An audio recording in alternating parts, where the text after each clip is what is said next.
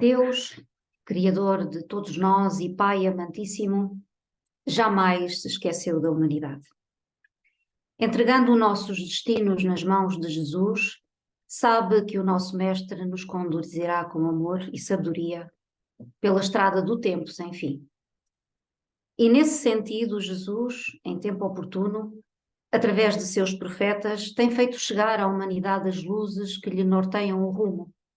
Luzes essas sempre doseadas à nossa capacidade de compreensão e assimilação, por forma a que não fiquemos cegos por luz em demasia.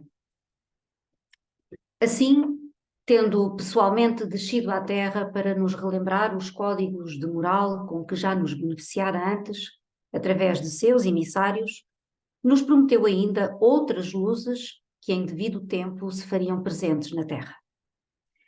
A codificação espírita, esse consolador que Jesus prometeu, aí está, enriquecendo a humanidade, que nela encontra o roteiro que a há de salvar. E o Livro dos Espíritos, obra básica dessa bendita codificação, necessita ser lido, relido e estudado. E para isso nos propomos convosco fazer essa jornada de estudo que hoje vamos continuar. Sejam, pois, bem-vindos a mais um estudo do Livro dos Espíritos. Assim, na sequência da apresentação à introdução feita por Allan Kardec, e que tem o título Introdução ao Estudo da Doutrina Espírita, hoje iremos analisar os seguintes temas: perseverança e serenidade, monopolizadores do bom senso, a linguagem dos espíritos e o poder diabólico, grandes e pequenos, da identificação dos espíritos. Nas próximas lives estudaremos os restantes temas desta introdução, que são as divergências de linguagem, as questões de ortografia, a loucura e suas causas, preenchendo os vazios do espaço e prolegómenos. Seguidamente, adentraremos o estudo das 1019 questões e respectivas 188 alíneas desta grande obra. Primeiro tema de hoje, perseverança e seriedade. E nos diz Allan Kardec: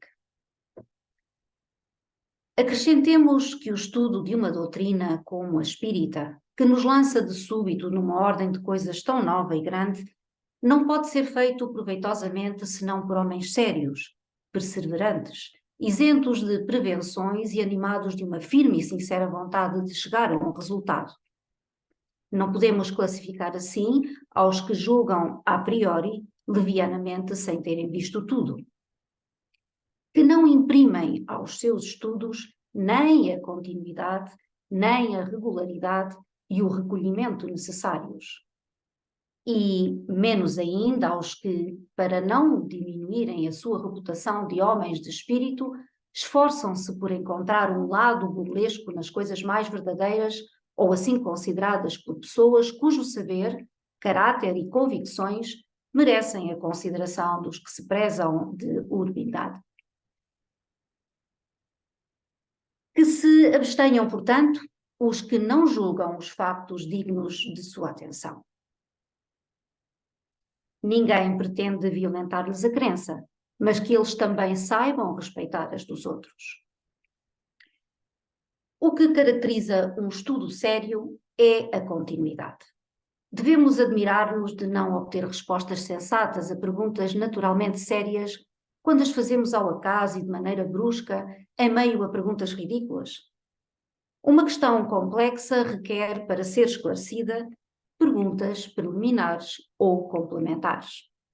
Quem quer adquirir uma ciência deve estudá-la de maneira metódica, começando pelo começo e seguindo o seu encadeamento de ideias. Aquele que propõe a um sábio ao acaso uma questão sobre ciência, de que ignora os rudimentos, obterá algum proveito.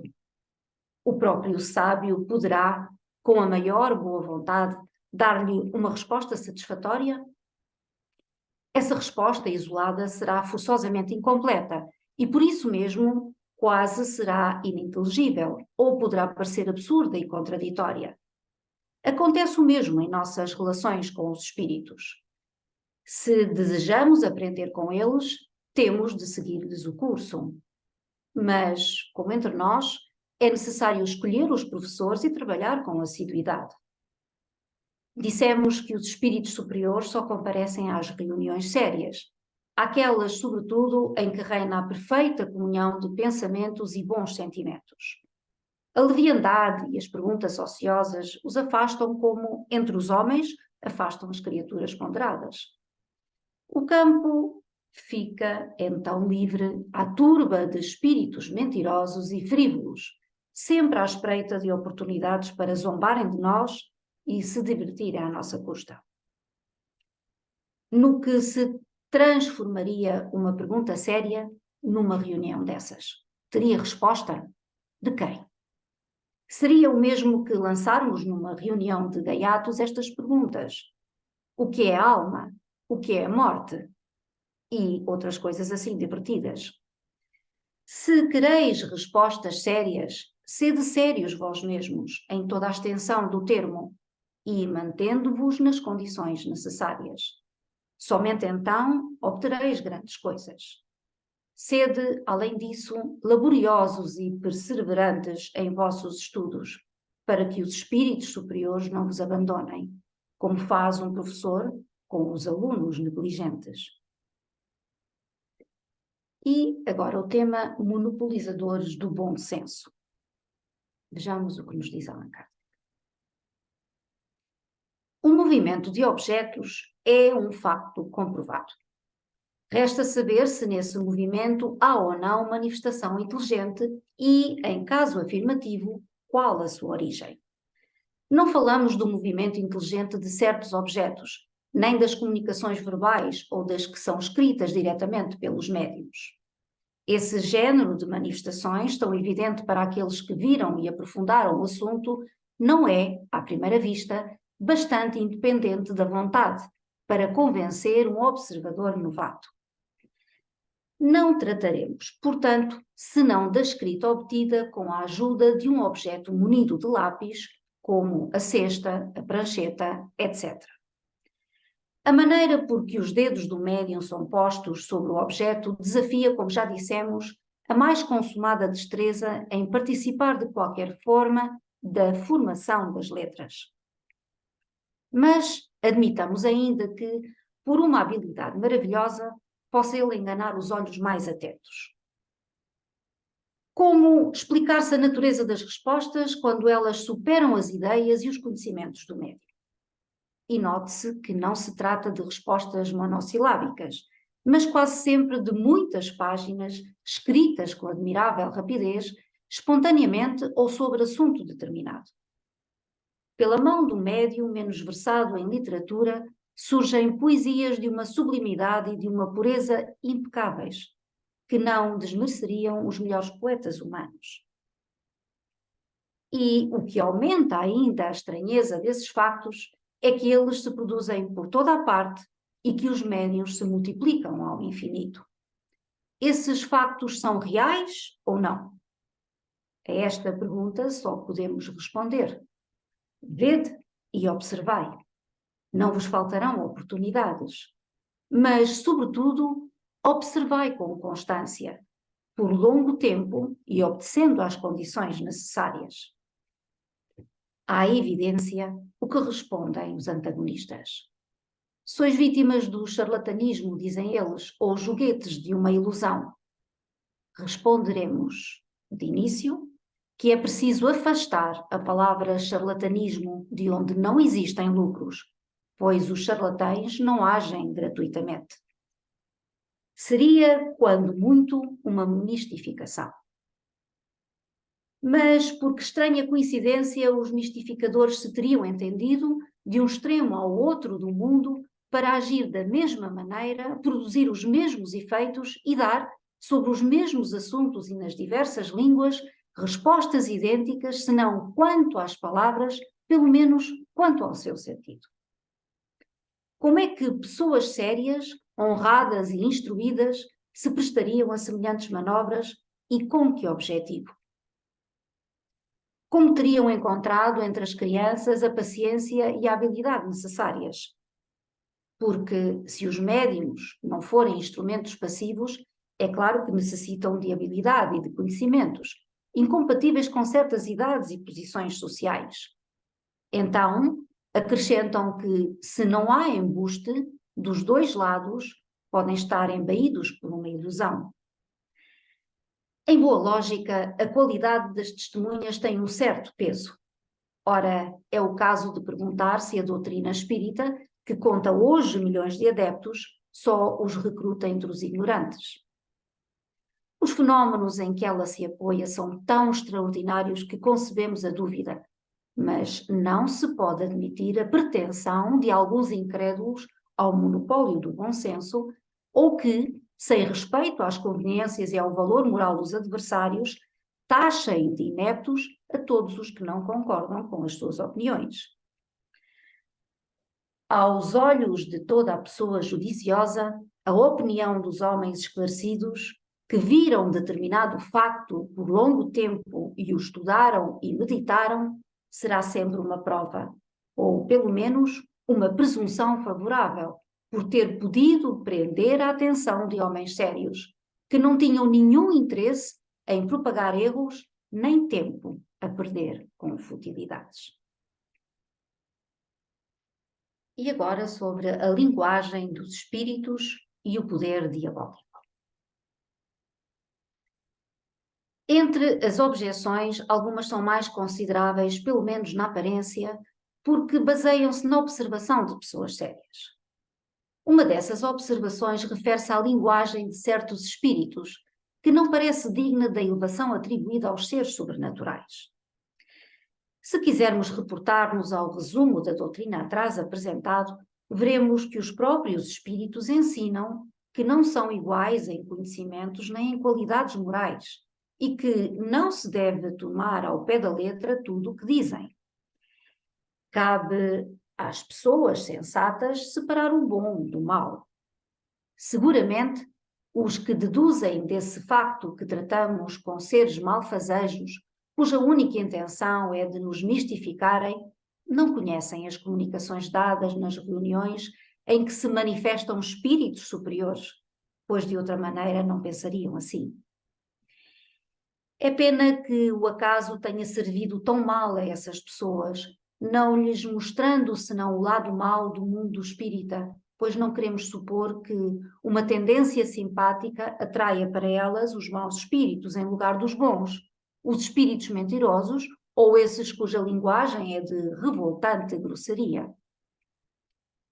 Poderíamos concluir, quanto muito, que a solidez dos seus princípios não seja bastante forte para preservá-las do mal e que, encontrando um certo prazer em satisfazer a curiosidade, os maus espíritos, por seu lado, aproveitam-se disso para se introduzir entre elas enquanto os bons se afastam. Julgar a questão dos espíritos por esses factos seria tão pouco lógico como julgar o caráter de um povo pelo que se diz e se faz numa reunião de alguns estabanados ou gente de má fama, a que não comparecem os sábios nem as pessoas sensatas. Os que assim julgam estão na situação de um estrangeiro que, chegando a uma grande capital, pelo seu pior arrabalde, julgasse toda a população da cidade pelos costumes e a linguagem desse bairro mesquinho. No mundo dos espíritos, há também desníveis sociais. Se aquelas pessoas quisessem estudar as relações entre os espíritos elevados, ficariam convencidas de que a cidade celeste não contém apenas a escória popular.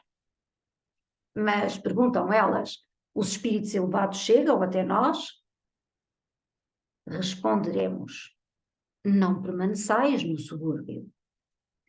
Vede, observai e julgai. Os pactos aí estão para todos. A menos que a essas pessoas se apliquem estas palavras de Jesus. Têm olhos e não veem, têm ouvidos e não ouvem. Uma variante desta opinião consiste em não ver nas comunicações espíritas e em todos os factos materiais a que elas dão lugar, senão a intervenção de um poder diabólico, novo proteu, que revestiria todas as formas para melhor nos iludir. não a consideramos suscetível de um exame sério e, por isso, não nos deteremos no caso. Ela já está refutada pelo que dissemos atrás. Acrescentaremos apenas que, se fosse assim, teríamos de convir que o diabo é às vezes bem inteligente, bastante criterioso e, sobretudo, muito moral, ou então que existem bons diabos. Como acreditar de facto que Deus não permita senão ao espírito do mal manifestar-se para nos perder, sem dar-nos por contrapeso os conselhos dos bons espíritos? Se ele não o pode, isto é uma impotência. Se ele o pode e não faz, isso é incompatível com sua bondade. E uma e outra suposição seriam blasfemas. Acentuemos que admitir a comunicação dos maus espíritos é reconhecer o princípio das manifestações. Ora, desde que estas existem, será com a permissão de Deus. Como acreditar, sem cometer impiedade, que ele só permita o mal com exclusão do bem? Uma doutrina assim é contrária ao bom senso e às mais simples noções da religião. Agora o tema grandes e pequenos. É estranho, acrescentam, que só falem de espíritos de personalidades conhecidas. E perguntam por que motivo só estes se manifestam. É um erro proveniente, como muitos outros, de observação superficial. Entre os espíritos que se manifestam espontaneamente, há maior número de desconhecidos do que de ilustres. Eles se designam por qualquer nome, muitas vezes por nomes alegóricos ou característicos.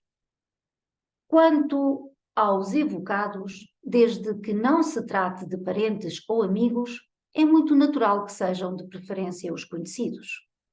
Os nomes de personalidades ilustres chamam mais a atenção por serem mais destacados. Acham ainda estranho que os espíritos de homens eminentes atendam familiarmente ao nosso apelo, ocupando-se às vezes de coisas insignificantes em comparação com as de que se ocupavam durante a vida. Isso nada tem de estranho para os que sabem que o poder ou a consideração de que estes homens gozavam no mundo não lhes dá nenhuma supremacia no mundo espiritual. Os espíritos confirmam com isso as palavras do Evangelho. Os grandes serão humilhados e os pequenos serão exaltados, que devem ser entendidas em relação à categoria que cada um de nós ocupará entre eles. É assim que aquele que foi o primeiro na terra poderá encontrar-se entre os últimos. Aquele que nos faz curvar a cabeça nesta vida pode voltar como o mais humilde artesão, porque, ao deixar a vida, perdeu toda a sua grandeza. E o mais poderoso monarca talvez lá se encontre, abaixo do último dos seus soldados.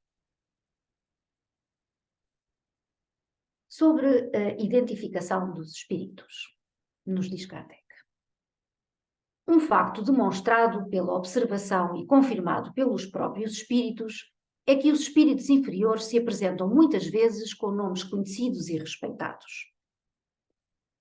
Quem pode, portanto, assegurar que os que dizem haver sido Sócrates, Júlio César, Carlos Magno, Fénelon, Napoleão, Washington, etc., tenham realmente animado esses personagens?